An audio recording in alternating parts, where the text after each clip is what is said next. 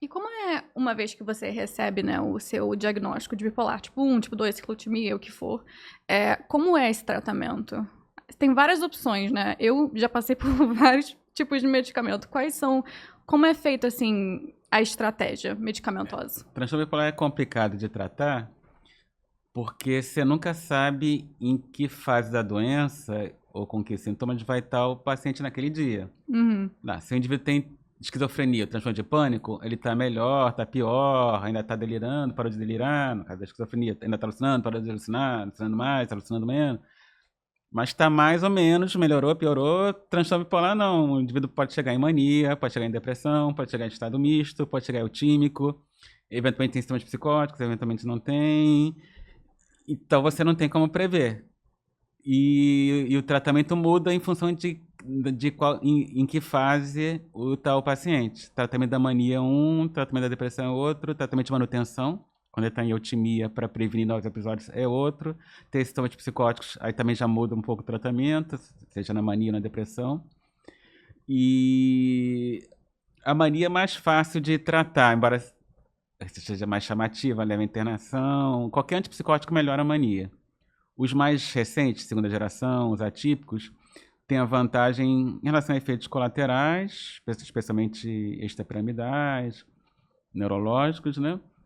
Mas também eles não tendem a induzir depressão, ao contrário dos típicos de primeira geração que tendem a induzir depressão. E fora os antipsicóticos atípicos, o lítio, o ácido valproico, o divalproato e carbamazepina, todos eles têm ação antimaníaca. Tratar depressão bipolar, que aí é problemático, porque os antidepressivos podem levar, frequentemente levam uma virada para mania. Não adianta nada, o paciente está em depressão, você tratar e levá-lo para mania. Que tratamento é esse?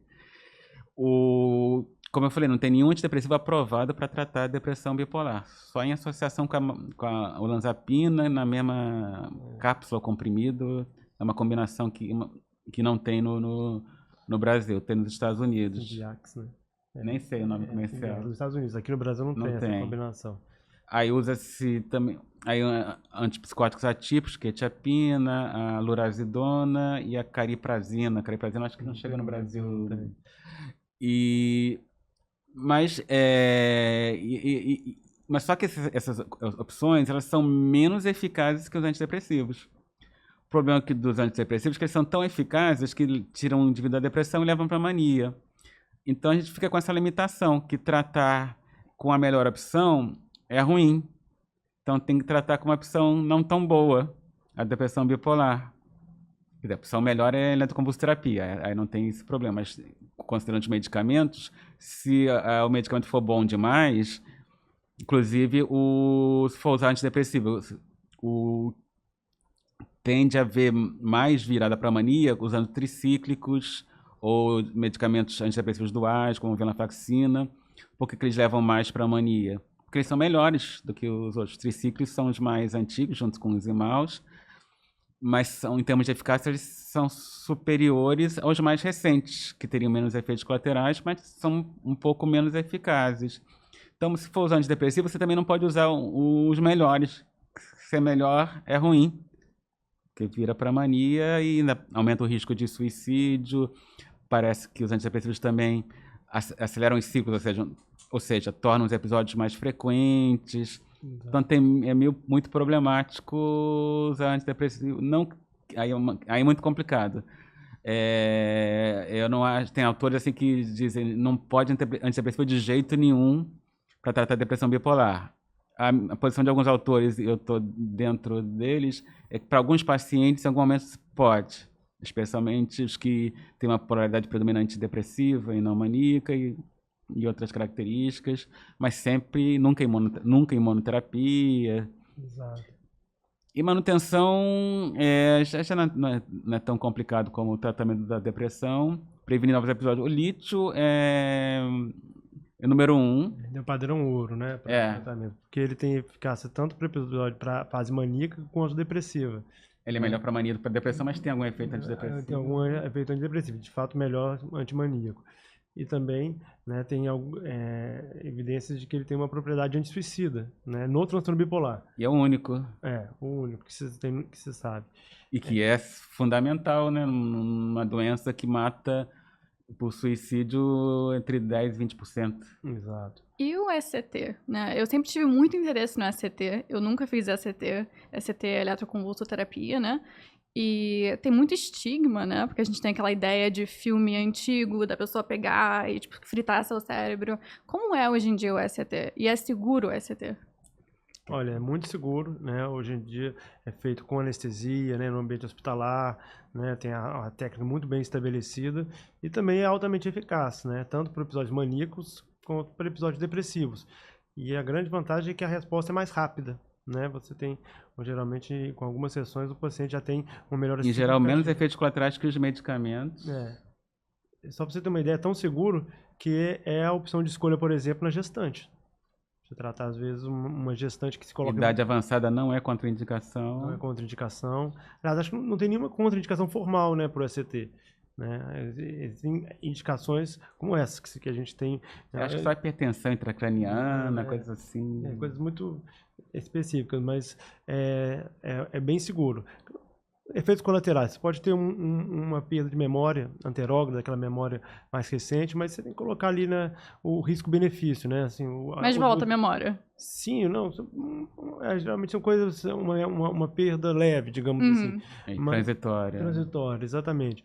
E o benefício que o paciente tem, né, é tão grande que ele sai de um episódio por exemplo, uma catatonia, né, uma depressão muito grave, que às vezes com característica catatônica, ou um furor maníaco, né, que claro que não é a primeira opção. A gente tem esse arsenal terapêutico, né, como o professor falou, o carbolítico, que ainda é ainda é padrão ouro. Temos alguns anticonvulsivantes que têm uma propriedade antimaníaca, como a carbamazepina, ácido valproico. E no tratamento de manutenção também, né? Ainda não tinha chegado a falar nisso. Carbamazepina, ácido valproico, divalproato. Exatamente. E lamotrigina, que é melhor para prevenir depressão do que mania no tratamento de manutenção. E mais recentemente, nas últimas décadas, né, tem sido muito utilizado os antipsicóticos atípicos, né, porque se mostrou que eles também têm propriedades, além de antimaníacos, também alguma propriedade antidepressiva. Né, mas ele tem outros efeitos colaterais, principalmente metabólicos, que esse é um outro problema no transtorno bipolar, que são pacientes que têm evidência que já tem uma associação, né, de síndrome metabólica com o transtorno bipolar, né, por si só. São pacientes que não cuidam bem da saúde física, né, por causa do transtorno, estilo de vida, etc. E esses remédios, apesar de terem uma propriedade antimaníaca e antidepressiva importantes, eles podem piorar as taxas metabólicas, então a gente tem que ficar atento a isso. Mas as opções são muitas, mas ainda e uma outra questão de tratar o transtorno bipolar é que geralmente, infelizmente, a gente tem que usar a polifarmácia, né? Você tem que associar remédios para o paciente estabilizar, enquanto às vezes numa depressão unipolar, numa esquizofrenia, você consegue com uma medicação, né, um único antidepressivo, um antipsicótico estabilizar o paciente. No transtorno bipolar, via de regra, você precisa usar uma série de medicações, um estabilizador de humor, um antipsicótico, associar 2 estabilizadores de humor, né? Então, pensando que às vezes é um paciente comórbido, um paciente idoso, pode ser, né, difícil de tratar. E qual assim Deixa eu só complementar sobre a eletroconvulsoterapia e sobre o lítio. A eletroconvulsoterapia, o que ela é? Ela induz uma crise convulsiva, epilética, tipo grande mal, de forma com energia elétrica. E antigamente se fazia com uma indução química.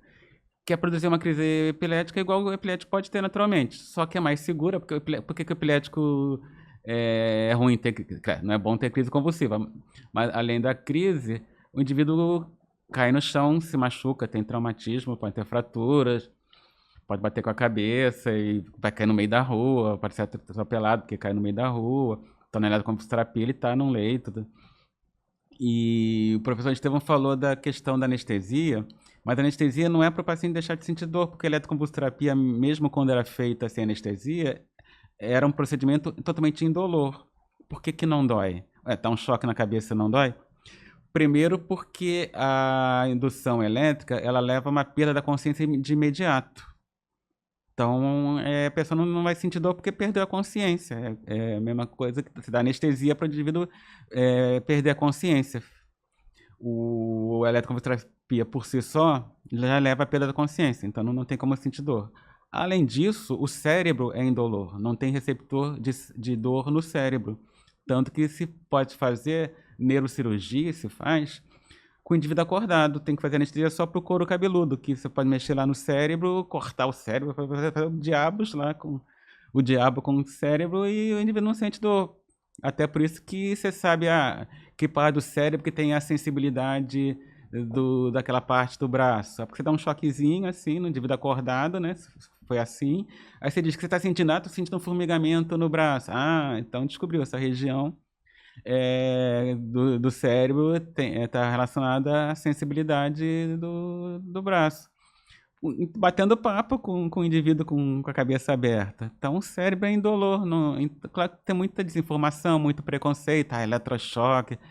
E as pessoas. É uma posição política, sou contra o eletrochoque, como algumas pessoas eram contra a vacina contra a Covid.